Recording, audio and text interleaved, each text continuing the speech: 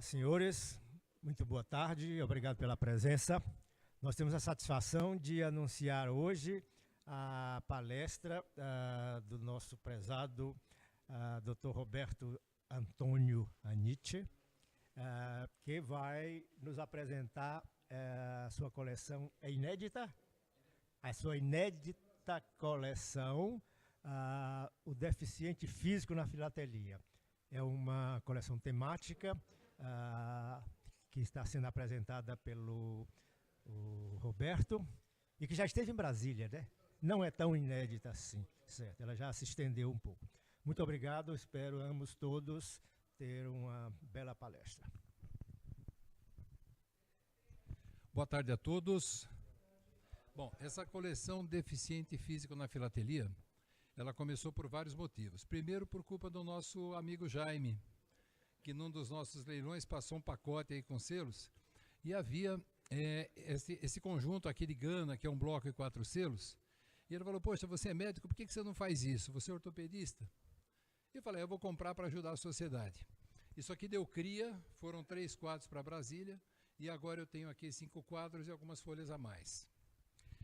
O outro motivo de eu pensar muito numa coleção de deficiente físico, eu sou ortopedista, minha primeira formação foi em politraumatizados, e eu falo muito disso quando eu chego na parte de amputações, que a gente que trabalha com politraumatizados, trabalhei, né? Fazemos muitas amputações salvadoras, ou seja, você chega para a família e fala, seu filho viveu, mas teve um preço.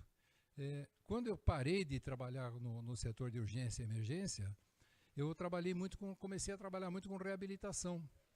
Foi quando eu acabei aprendendo muito sobre próteses, órteses, né? E um tratamento multidisciplinar, porque operar é muito fácil. Prescrever uma prótese talvez um pouco mais complicado, a gente tem que raciocinar mais. A amputação salvadora você faz para o doente sair vivo. Tá? E acabei então entendendo que não basta o deficiente, eu não diria que é só aquele amputado. E o próprio símbolo do Ano Internacional do Deficiente Físico, ele também lembra o cadeirante, mas a deficiência não é só essa. Nós temos um número quase que infinito de deficiências. Deficiências de nascença, genéticas, malformações por uso de drogas, deficiências por acidentes, deficiências por guerra, que são as piores. Tá? Então, hoje, enquanto eu mostro essa coleção, eu falo um pouquinho sobre elas. Bom, primeiro, é uma coleção grande, eu poderia dividir essa coleção em várias coleções. Eu poderia fazer uma coleção só do Ano Internacional do Deficiente Físico, eu poderia montar uma coleção somente do cego, somente do surdo. Eu poderia montar uma coleção também dos meios de reabilitação do deficiente. Poderíamos fazer várias delas, mas no fundo eu fiz um panorama geral. A história é bem simples. O deficiente físico, na maioria das vezes, ele existia por guerras. Se a gente pega a Idade Média, onde o ferimento levava ao óbito, ou por infecção, ou por hemorragia. Então o deficiente era aquele pirata que a gente via nos filmes, né? O pirata da perna de pau, o pirata que tinha o Capitão Gancho, que era o olho tampado, que era o olho de vidro. O olho de vidro foi uma das primeiras próteses estéticas que existiram e que ela matava por infecção, matava por meningite, porque as bactérias entravam pelo olho de vidro, pelo contorno dele, e acabavam entrando no canal do nervo óptico, e aí o paciente tinha uma meningite e morria. As hemorragias, elas começaram a ser controladas mais ou menos, se eu não me engano, no século XVI ou XVII. Está bem detalhado num livro, O Século do Cirurgião, que é um livro que todo médico deveria ler, na minha opinião, quando se descobriu a cauterização. Ou seja, quando você queima um tecido, ele para de sangrar. Então, a amputação era feita com o paciente sem anestesia, normalmente alcoolizado, e se mergulhava o coto da amputação numa frigideira cheia de óleo fervente. Muitos pacientes morriam de dor nessa época, infartados. A coisa foi evoluindo e as guerras, elas continuam, e nós temos uma seção muito boa sobre ferimentos de guerra. Em cada tipo de deficiência vai aparecer o ferimento de guerra, que não é só a amputação, é a cegueira, a surdez, que é um dos mais comuns, é a surdez. E se eu fosse perguntar a vocês qual é o pior tipo de deficiência, alguém conseguiria responder qual é a pior? A pior é a surdez. O surdo não se comunica com o mundo. E quando a gente fala em surdo-mudo, ele não é mudo. Ele simplesmente nunca ouviu o som da voz, a articulação das palavras para poder reproduzir e entender. Quando eu comecei a coleção, eu coloco de cara um exemplo de superação. Uma moça nascida em 1880 chamada Helen Keller. Helen Keller era surdo-muda, cega. Quer dizer, a desgraça chegou lá e parou, né? Só que quando a gente vê a biografia dela, ela era escritora, ela era conferencista, ela era uma ativista social. Então não dá para dizer, pela qualificação dela, que ela era completamente muda, que ela era completamente surda, que ela era completamente cega. Senão não ia conseguir se comunicar em absolutamente nada com o mundo. Tá? Então alguma coisa ela deveria ter de algum... Eu pesquisei e não achei. Nenhuma biografia dela fala o quanto ela enxergava ou quanto ela ouvia. Mas todas enaltecem a luta que ela teve com a professora dela, que acaba ensinando tudo isso para ela. Eu anotei o nome, Anne Sullivan, a professora dela, e ela acabou fazendo a escola, fazendo um curso superior, sendo conferencista, uma ativista dos direitos humanos, aquela coisa toda. Eu tenho algumas peças do Dia do Deficiente Físico. Tá? O Dia do Deficiente Físico, ele é 3 de dezembro, tá? A ONU que acaba fazendo isso, criando este dia, e começou em 1989. Em seguida, o Ano Internacional do Deficiente. Por que aparece isso na ONU? Essa época, nessa data, nós estávamos com muitos deficientes físicos no mundo, causado por inúmeras guerras. A Guerra do Vietnã, talvez ela tenha produzido mais deficientes físicos do que a própria Segunda Guerra Mundial. As guerras nos territórios africanos também, a gente vai ver um trecho aqui sobre minas terrestres, né? Então, se eu falar só do Ano Internacional do Deficiente, a gente tem aqui uma coisa gigantesca, dá para montar uma coleção inteira só do Ano Internacional do Deficiente. As nações foram todas conscientizadas dessa importância e grande parte delas emitiu selos, máximos, cartões, para lembrar as pessoas que o deficiente físico é um cidadão. Eu diria mais, eu não consigo entender como as pessoas, no geral, no nosso planeta, elas conseguem enxergar diferença entre as pessoas. Tá? Não existe diferença dentro da gente. A diferença nós construímos. Nós somos bons ou ruins se nós quisermos. Nós somos eficientes ou não se quisermos. Somos cidadãos ou não se quisermos. Isso não faz diferença, não tem influência de cor, de religião, de nada disso. Somente nós aqui dentro é que somos capazes de criar esse tipo de coisa. Então, por que o deficiente seria diferente dos outros? Se ele pode ser um cidadão, se ele deve? Não, ele é um cidadão, como qualquer outro, e pode ser eficiente. O Brasil é um país extremamente paternalista e protecionista. A nossa legislação cria diferenças que não deveriam existir. Então, por exemplo, quando o José Serra assumiu a prefeitura tinha distribuído 1.200.000 carteiras para deficientes físicos na cidade de São Paulo. Ou seja, em torno de 12% a 14% da nossa população seria deficiente. É verdade isso? Como médico eu falo que não. Tá? Hoje nós estamos tendo uma epidemia de falsos deficientes que chegam nos consultórios pedindo uma carta dizendo que é deficiente para comprar um carro com isenção de IPVA, não pagar licenciamento, não pagar mais nada disso, ter isenção de IPI e ICM. Tá? É interessante. Inclusive me chegou uma senhora que disse que não conseguia pisar, eu quis examinar o pé dela, ela não queria deixar. Quando eu examinei, encontrei um olho de peixe. E ela falou que ela não podia pisar. E desde quando uma verruga plantar é deficiência física? Então isso está acontecendo, basta entrar numa concessionária, quando você fala o carro está caro, ele pergunta, mas você tem uma tendinite, uma bursite? Coisas quase que intangíveis na medicina. E ele fala, você pode comprar um carro com isenção. No Rio de Janeiro, o considerado deficiente físico tem direito a passagens de avião, inclusive. É interessante. Eu trabalhei numa grande nacional laboratório, eu sou médico do trabalho também, e nós tínhamos que contratar 100 deficientes físicos. E nós não conseguimos. E eu fui na Associação dos Deficientes Físicos, que é no palácio aqui na Viaduto do Chá, no Palácio da Prefeitura. E a primeira pergunta que o presidente da associação, que é um deficiente físico, me fez: mas o deficiente vai perder a verba do LOAS, Lei Orgânica da Assistência Social? Amigo, eu estou qualificando o deficiente, eu estou arrumando um emprego que vai dar cesta básica, vai dar vale transporte, vai dar convênio médico, mas ele não quer perder o direito de não trabalhar. Espera um pouco, eu vou perder a minha carteira de transporte gratuito? Vai, você vai receber o dinheiro da empresa. Ah não, eu não quero.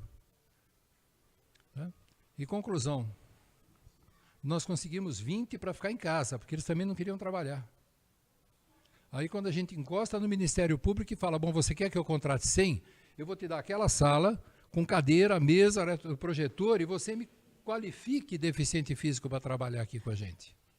E o Ministério Público não consegue. Isso aconteceu também em um hospital grande lá do Morumbi, que é um colega meu que é médico do trabalho lá.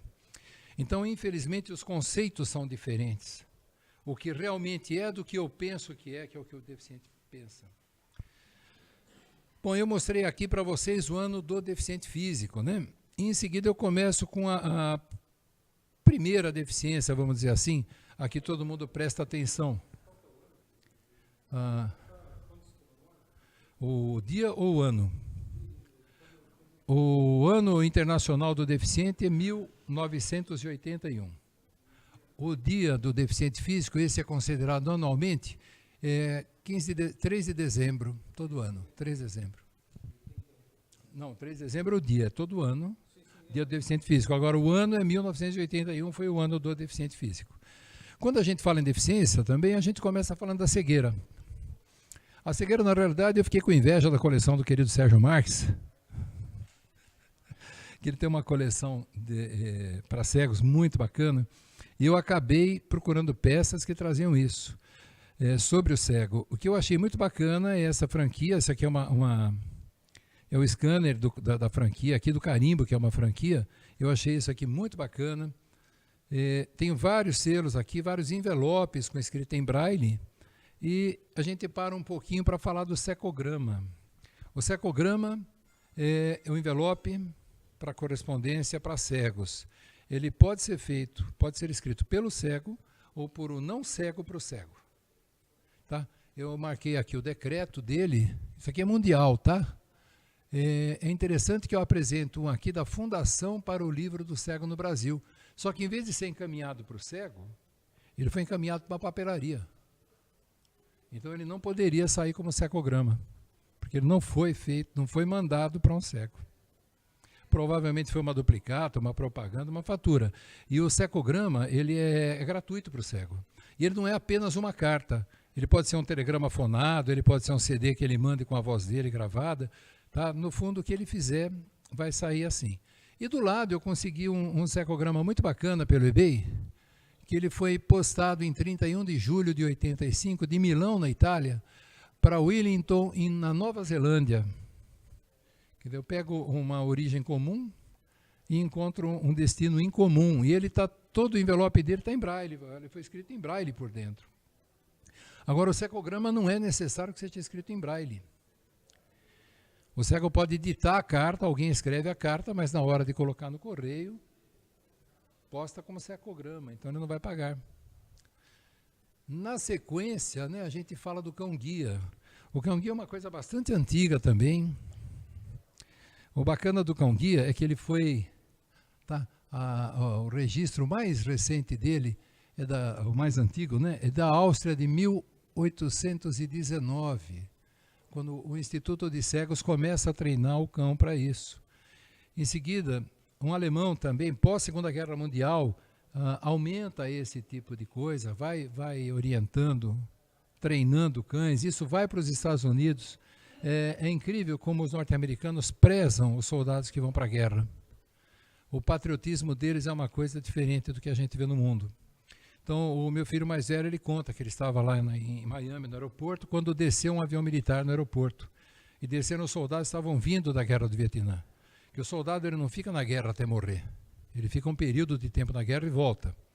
E eles descendo do avião e todos, com a disciplina militar, o aeroporto silenciou completamente. Ele falou, pai, nós começamos a chorar. As pessoas aplaudiam os meninos descendo do avião. Os norte-americanos, eles trabalham muito em cima do cão-guia, em cima do veterano de guerra. Tá? Eu tenho aqui esses envelopes aqui da cegueira dos veteranos de guerra. Eles ajudam para valer o veterano. Como é que o veterano fica cego na guerra? Primeiro, uma explosão envolve um deslocamento de ar muito grande. Segundo, esse ar está a uma temperatura alta. Terceira, do que é feito o nosso globo ocular? Ele é uma gelatina. Se você perfurar o olho, dançou. Tá? Porque esse líquido que faz o globo ocular, ele é um gel da consistência da pasta de dente. Ele vai vazar inteiro, ele vai deixar de ser o suporte do cristalino. E o deslocamento de ar faz isso. Inclusive de um acidente, você pega um carro que está correndo aí 80, 90, 100 km por hora, ele faz uma parada brusca, ele bate num poste, ou que nem eu vi acontecer, assim, no atendi, num pilar de viaduto. Pô, morre todo mundo, tá? Só que na hora de fazer a autópsia, cadê o globo ocular? O globo ocular está inteiro vazado. Tamanha a pancada que ele vai levar. Então ele escapa. E a gente encontra, então, correspondências da Inglaterra, muita coisa dos Estados Unidos, falando sobre o cego de guerra, como recuperar o cego. Falamos um pouquinho do Braille, né? A linguagem Braille. O Braille, esse menino, fala esse menino, né? Ele era menino, ele teve uma perfuração no olho com uma ferramenta na oficina do pai. Ele ganhou uma infecção, claro, no século XVIII, XIX, realmente ele teve uma infecção que passou para outro olho que deixou ele inteiro cego. E ele era um rapaz meio que inconformado, ele não queria se julgar um deficiente físico. E ele cria essa linguagem Braille, e essa linguagem é exportada. É bacana de estudar, de ler como é que ele criou essa linguagem, o tempo que ele levou. E hoje a linguagem Braille é uma linguagem para cegos universal. Ela perde um pouquinho para o audiolivro, hoje ela começou a perder com a gravação, com a modificação, né? E aqui eu tenho, inclusive, o Bloco do Brasil, comemorando 150 anos da primeira publicação em Braille, e o bloco está colocado na frente, ocupando quase que o envelope inteiro. Na sequência eu falo agora da surdez. Surdez, o surdo mais famoso do mundo é Beethoven. Beethoven, quando compôs a Quinta Sinfonia, já era completamente surdo. Quando ele regeu a Nona Sinfonia, ele acabou de reger, abaixou, ficou com aquela cara de peixe morto. Quando o primeiro violino da orquestra levantou e virou ele para o público, ele estava sendo ovacionado, ele não ouvia nada. Por que Beethoven ficou surdo? Existem duas teorias em medicina baseadas em algumas análises do conduto auricular dele. Ou ele teve uma doença chamada doença de Paget, que é uma alteração onde o osso se forma, vai se formando, mas não é absorvido. Então os ossos endurecem, engrossam, e isso aqui dentro do ouvido médio, ouvido interno, o osso petroso, que é o nome desse osso aqui, ele acaba agarrando, apertando, necrosando os nervos auditivos. E outra coisa que se fala, mas ninguém consegue provar nada, porque tudo que passou fica por isso mesmo, há uma corrente que diz que ele teve sífilis terciária. E aí, né? Mas ele era um bom compositor, né? Não vamos xingar ele, né? A surdez ainda é o pior de todos os deficiências, é o pior deles. A comunicação entre surdos, inclusive inventaram um telefone para surdo, em que ele datilografava o que ele tinha que passar e ele recebia em letras escritas, ou seja, ele tinha que ter aprendido a ler para poder usar o telefone. E o surdo pode jogar, pode praticar esporte, pode jogar xadrez, desde que aprenda, pode jogar tênis, pode jogar o que ele quiser. Existem alguns países da Europa do Norte que promovem jogos entre surdos. Agora eu pulo da surdez e venho para a poliomielite. Quem aqui é da geração polio? Todo mundo. Todo mundo aqui é da geração polio, todo mundo tem a marca de vacina. A polio está erradicada do mundo. Somente 3 laboratórios ainda têm os vírus da polio, incubados, guardados, não sei porquê. Tá? Mas ela está erradicada, então hoje ninguém toma a vacina contra a pólio. Agora, se a pólio voltar, todos nós vamos pegar pólio. Porque a defesa nossa do organismo com a vacina, se ela não tiver uma estimulação frequente, a doença volta. Por exemplo, varíola. Tá? Desculpa, eu falei uma bobagem, é a varíola que está erradicada. A pólio estava erradicada no Brasil. São vários países, é a varíola que está erradicada. Tá? Sequência. A gente fala da paralisia da pólio. Aqui a campanha da poliomielite aqui em São Paulo. Tá? Campanha pró-criança defeituosa. Aqui eu tenho uma franquia mecânica com a mesma imagem da etiquetinha da campanha. Só que aqui é um carimbo, Semana Nacional da Criança Excepcional, mais amor e compreensão, Correios de São Paulo. Vocês veem que conforme vai passando o tempo, vai mudando a linguagem? Tá, hoje nós falamos em deficiente físico. Quando eu fazia a faculdade era aleijadinho. A coisa vai mudando. Tá? Entra o cadeirante, de repente se inventa a cadeira de roda. Aqui na coleção tem a história da cadeira de roda, rodas, plural. Equipamentos que a cadeira sobe e desce escada. Tem aqui uma sociedade de artrite norte-americana, inglesa, desculpa, ela faz uma piadinha muito engraçada, né? Proteja o cadeirante, compre um skate para ele. E tem um camarada com skate e o cachorro puxando ele na frente. O que mais eu posso falar para vocês aqui? Falo da campanha da vacina da pólio, existem vários selos. Tem um envelope muito bacana aqui da poliomielite. Vou achá-lo. Aqui. Ele está selado com selos da vacina da poliomielite, contra a poliomielite, da Bolívia. Ele está selado na parte de trás do envelope. E ele está obliterado por franquia mecânica, não por carimbo comum. A pessoa mais famosa da poliomielite é o Franklin Roosevelt, que é o único presidente cadeirante norte-americano, acho que o único presidente cadeirante do mundo. Eu não tenho conhecimento de nenhum cadeirante presidente. No Equador tem um agora? Bacana, então segundo. O envelope que me chama muito a atenção quando eu falo da guerra, quando a gente fala de amputação de guerra, primeiro falamos em mutilados de guerra, mas quando a gente fala em amputados de guerra, uma pessoa que foi fantástica nisso aí foi a princesa Diana. E ela foi atrás disso, ela foi fazer uma campanha contra as minas terrestres. A mina terrestre é aquele objeto que você pisa em cima e tem uma surpresa.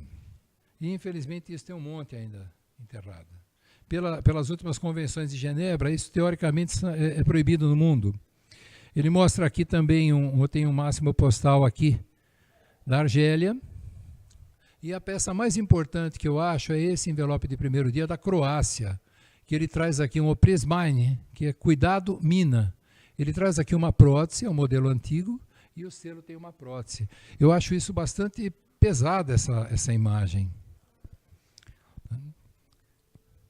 Tem aqui também um do Irã. Esse do Irã é muito bacana. Tem um soldado islamita na cadeira de rodas com o Alcorão numa mão e a metralhadora na outra.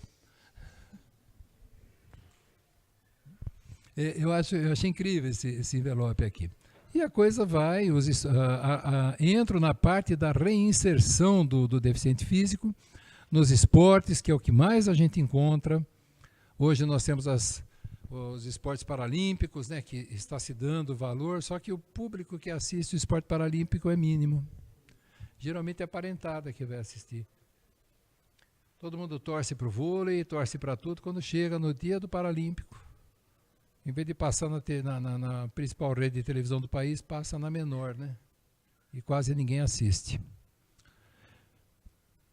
Terminando essa parte de reabilitação, né, que é pelo esporte, pelo lazer, tá?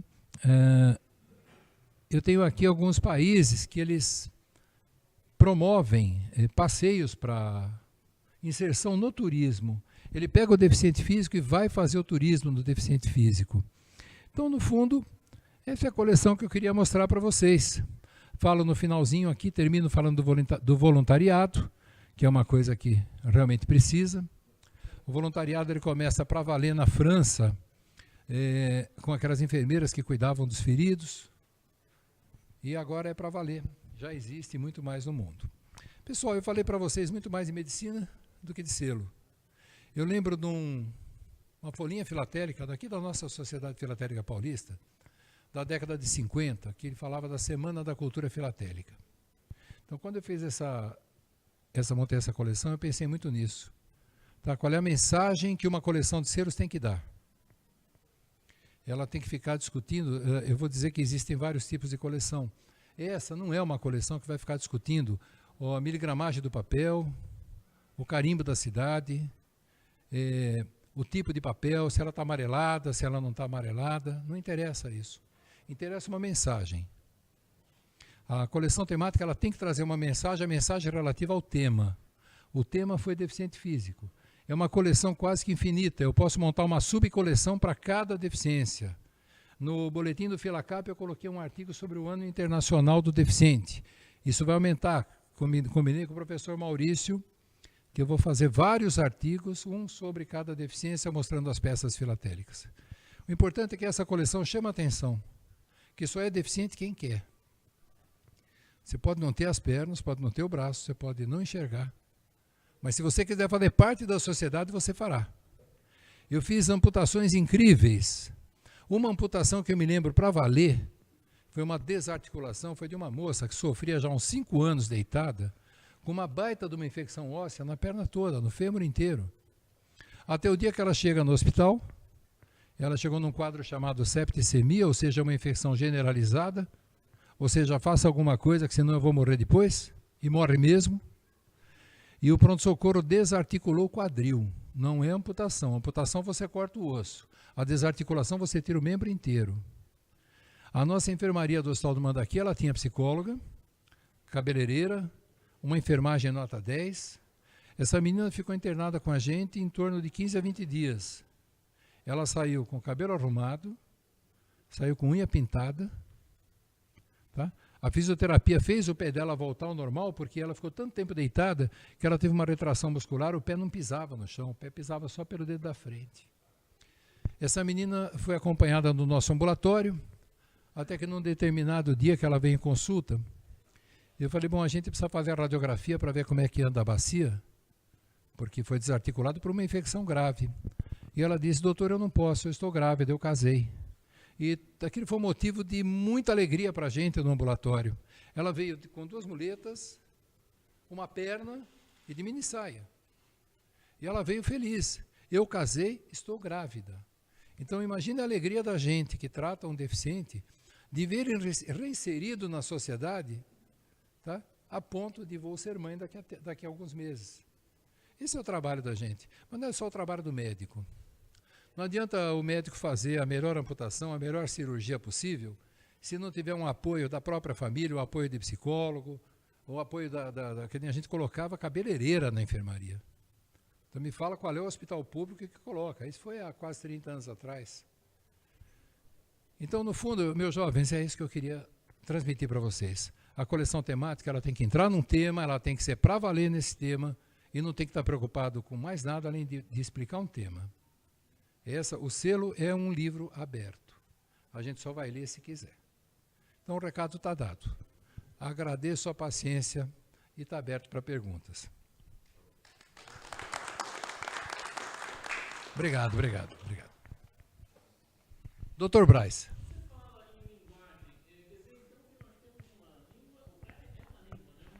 O Braille é uma escrita. É uma escrita. Diversa, qualquer língua, ela tem o Braille. Diferente do Esperanto, que seria uma língua universal, mas não tem nada a ver uma coisa com a outra.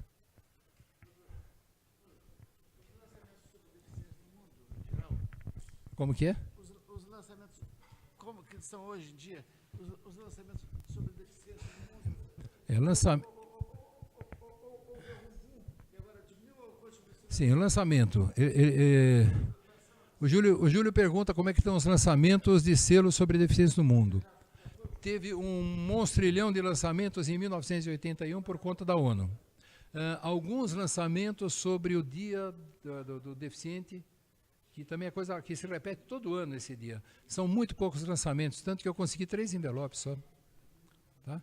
E você vai encontrar, de vez em quando, vai aparecer algum livro, algum lançamento, como o ano passado ou retrasado, aqui no Brasil, da Dorina Novil. Mas não é sempre que vai se falar nisso, vai se falar em cima de um expoente disso, como os selos do Braille aqui no Brasil, 150 anos da publicação de Braille. Então, sobre o deficiente, de fato, 81 foi um boom de lançamento de selos. Agora ele caiu muito, são poucos lançamentos. Não, não há obrigatoriedade. Nenhuma. Eles soltam esporadicamente.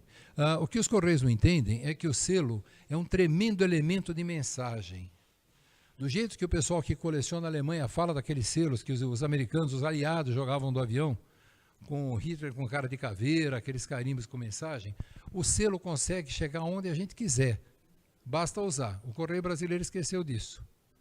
Tá? Infelizmente, não só o brasileiro, né? Agora, você pega outros países do mundo, Espanha, por exemplo, é maravilhoso, né?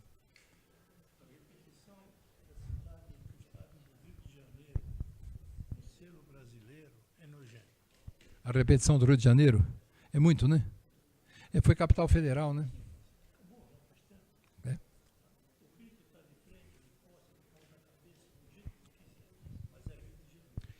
Tem muito disso, o Brasil tem muito disso. Depois foi a fase de Brasília, né, que o Brasil estourou, depois do Rio de Janeiro, que o Brasil emitiu um monte de selo, foi Brasília.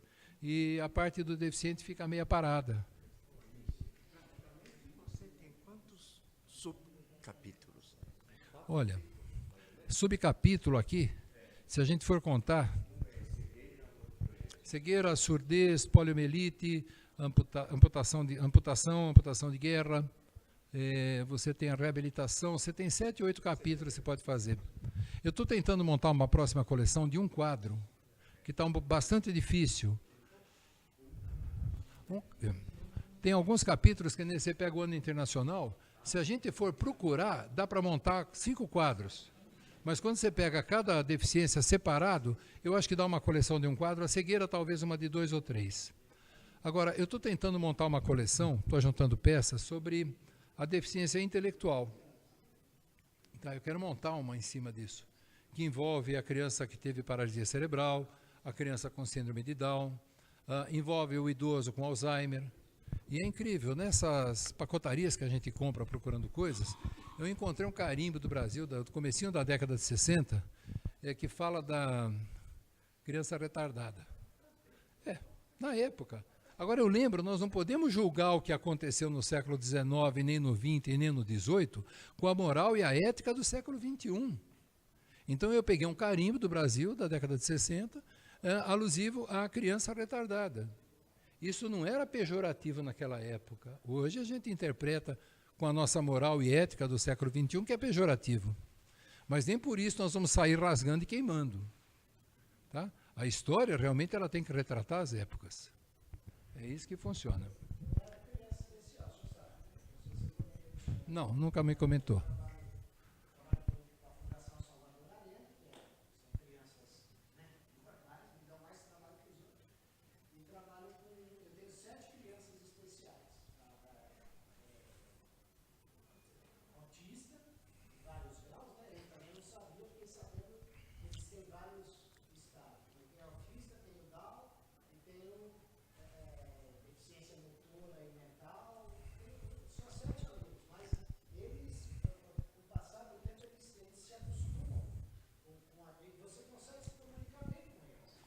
Olha, eu não vou falar quem é, porque eticamente não se deve, mas eu cuido de um dos raros casos de gêmeos, um com Down e um sem Down.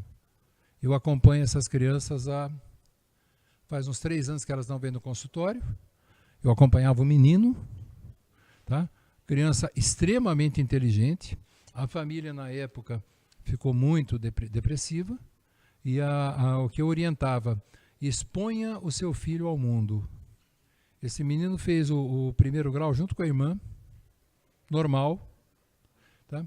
Eu lembro quando eu estagiei na APAI, tinha um japonesinho que tinha uns 25 anos que controlava o ponto da gente. A gente chegava às 7 horas da manhã, um dia eu cheguei 7h02. Esse menino era incorruptível. Doutor, o senhor chegou 2 minutos atrasado, e anotou no ponto 2 minutos atrasado. Tá? Tá? Então, veja, não existe diferença entre nós. Nós não podemos olhar seres humanos com diferenças. Não interessa a cor, religião, o que falta, o que sobra. Não interessa a posição social, titulação. Tá? A gente vai levar para o futuro aquilo que a gente fez aqui, não materialmente.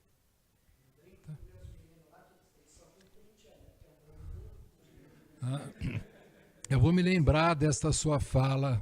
Tá? Então, pessoal, perguntas? Mais alguém com pergunta? Alguma pergunta do universo da internet?